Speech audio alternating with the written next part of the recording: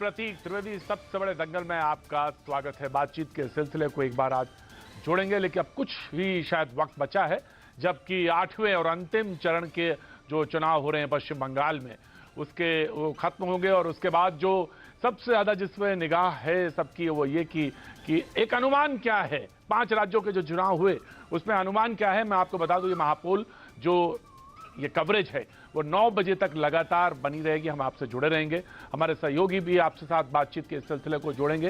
लेकिन सबसे बड़ी बात ये कि महापोल मैं क्यों कह रहा हूं और क्यों कहा जा रहा है, उसके पीछे एक तर्क ये है कि जो तमाम सर्वे आएंगे आज, उन सर्वे का जो समअप है वो हम आपके सामने लेके आएंगे, जो कि लगभग सबसे सटीक बैठेगा, ऐसा हम दावा करते हैं और ऐसा हम कह रहे हैं। उसका एक साइंटिफिक आधार है जिसको कि हम आपके सामने रखेंगे।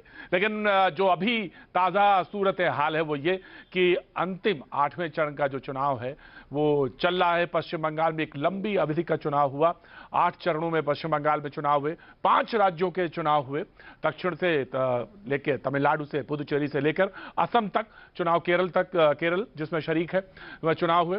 और इन 5 राज्यों में बड़ी रस्साकशी रही, लेकिन सबकी निगाह जो इस वक्त सबसे ज्यादा रही वो पश्चिम बंगाल में रही कि आखिर पश्चिम बंगाल में इस बार क्या होगा। 10 साल से ममता का कार्यकाल वहां पे, तो क्या बीजेपी चुनौती दे पाएगी, एक सवाल था सबके सामने और ये एक लगातार निगाह बनी है। लेकिन हाँ, ये बात सच है कि जो इस समय एक खबर ऐसी है जिसको कि हम ना कहें तब भी मेरे दिमाग में चारों तरफ घूमती रहती है।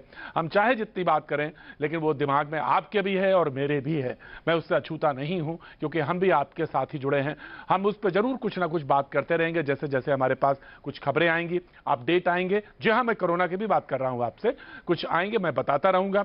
और मेरी एक कोशिश रहेगी, लगातार कोशिश रहेगी कि तमाम सारे कुछ लोग जो हमसे कुछ व्हाट्सएप के जरिए या मैसेज के जरिए या ईमेल, इंटरनेट के जरिए जुड़े हैं, उनके जो मैसेजेस हैं और जो बातचीत वो करते रहते हैं, हम कोशिश करेंगे वो भी हम आपके तक बताते रहें। लेकिन 2 मई को जो परिणाम आना, उसकी एक झांकी, उसका एक अनुमान क्या है, ये एक सबके दिमाग में है।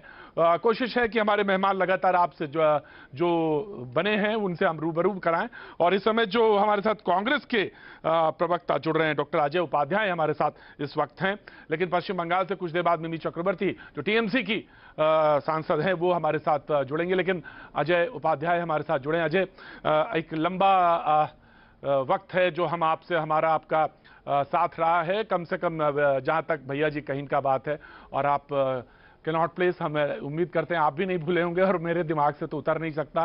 लेकिन अब मुझे नहीं मालूम कब, कहां, कब, किस समय, किस वक्त में वो शुरू होगा प्रोग्राम वहां पे।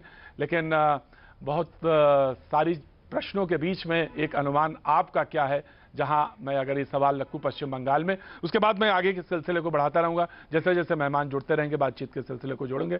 जी प्रतीक जी, अजय उपाध्याय, तो मैं आपको बहुत धन्यवाद दूंगा कि इस विकट समय में भी आप पूरे देश में घूम घूम करके पोल के समय में सारा लोगों को दिखाया है। और आप एक जन पत्रकारिता से भी जुड़े रहे हैं, आपके प्रति मेरा यही सम्मान सदैव रहा है। चैनल के प्रति भी मेरी बड़ी श्रद्धा रही है, क्योंकि चैनल भी सदैव जनहित के मुद्दों को उठाया है। आज बड़ा कठिन परिस्थिति है पूरे देश के लिए, और मैं मानता हूं कि हार जीत किसकी होगी, कौन जीतेगा कौन हारेगा, लेकिन अभी देश हार रहा है। कोरोना को लेकर के जो परिस्थितियां हैं और जिस तरह का माहौल है, उसमें मुझे लगता है हम सब लोगों को जिम्मेदारी के साथ आज उन्हीं मुद्दों पर चर्चा करनी चाहिए थी। आज ये दंगल, ये विवाद, ये ओपिनियन पोल की जरूरत नहीं थी। फिर भी सभी चैनलों का मैं देख रहा हूँ, आपको इसके लिए नहीं कुछ कहूंगा। आप एक अच्छे जनहित के पत्रकार हैं, आप रहे भी हैं। मुझे लगता है कि आज देश में इस डिबेट की ज्यादा जरूरत है। आज जिस तरह से ऑक्सीजन की कमी लोगों को है, जिस तरह से अस्पतालों में बेड नहीं है और एक से एक लोग परेशान हो रहे हैं, यहाँ तक कि 100 शमशान में, वहां भी, कब्रिस्तान में भी जगह नहीं मिल रही है। कितना दुखद है। लेकिन देश की अभी भी मीडिया के यदि हम सिर्फ चुनाव जीत हार पे लगे रहे, एक पार्टी है जो देश को सिर्फ जीतने हारने तक ही सीमित रखती है, चुनाव और सत्ता में आना चाहती है, लेकिन उसके अलावा जो जिम्मेवारियां हैं वो नहीं निभा पाती। आज भी मैं मानता हूं कि हम सब का ये दायित्व है अब इनसे ऊपर उठ करके, अभी जो देश में क्राइसिस है, और देखिए ना कितना बड़ा मुद्दा आया है अभी विश्व के लोग भी और भारत के लोग भी आज किस तरह देश के प्रधानमंत्री से अपनी आस्था खो रहे हैं।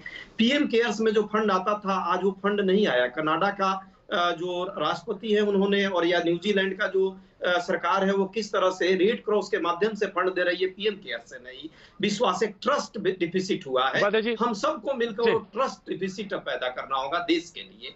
जहां तक बात आपने बंगाल की कही है, निश्चित तौर पे बंगाल की जो परिस्थितियां हैं, एक तरफ नफरत का और एक तरफ हिंसा का, आपने पूरा देखा। पूरे 2-3 महीने किस तरह ये माहौल बना, और कहीं ना कहीं उसी के कारण आज कोविड इस पूरे देश में फैला है। उसके लिए जिम्मेवार वहां की जो पार्टियां हैं और देश की जो पार्टियां हैं वो है।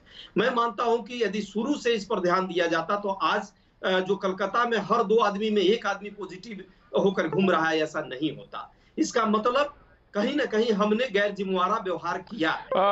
और ठीक है, जीत हार जिसकी भी होगी,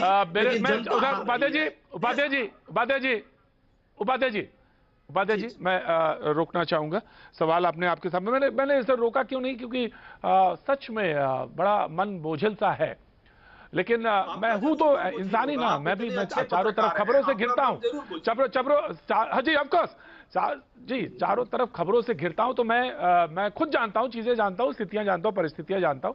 लेकिन ठीक है, मैंने प्रश्न एक रखा था। लेकिन विजय मिश्रा जी भी जुड़ रहे हैं हमारे साथ, टीएमसी के प्रवक्ता हैं, और उनका भी स्वागत है।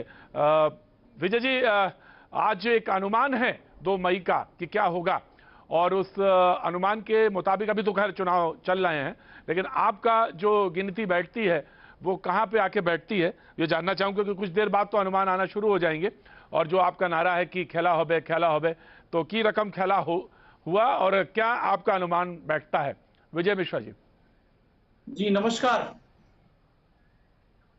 जी नमस्कार। सबसे बड़ी बात यह है, हाँ, सबसे बड़ी बात यह है कि आज देश जो है कोरोना की एक अदृश्य महामारी जो है इस देश को घेर रखी है। और केंद्र सरकार ने, जो बीजेपी की सरकार ने, पूरे तमाम जितने भी उनकी शक्ति है, चाहे वह अन्य प्रदेश के मुख्यमंत्रियों से लेकर के तमाम जितने भी सरकारी तंत्र हैं, उन तंत्रों को लगा दिया गया था पश्चिम बंगाल को किसी भी तरह से कब्जा करना है, पश्चिम बंगाल में अपनी सरकार बनानी है। और कोरोना जो है, जो पूरे देश में जो कोरोना फैला हुआ है, कहीं ना कहीं इसमें केंद्र सरकार जो है, उनका जो है उनकी नेग्लिजेंसी है, उनका कहीं ना कहीं जो है इसमें उनका जो है, उन्होंने इस कोरोना को फैलने में उनका सह है, उनका हाथ है। वो अगर इसमें ध्यान दिए होते तो आज कोरोना नहीं होती। और चुनाव आयोग जो है वह राजनीतिक पार्टी के दबाव में आकर के विजय मिश्रा जी, बंगाल में विजय मिश्रा जी,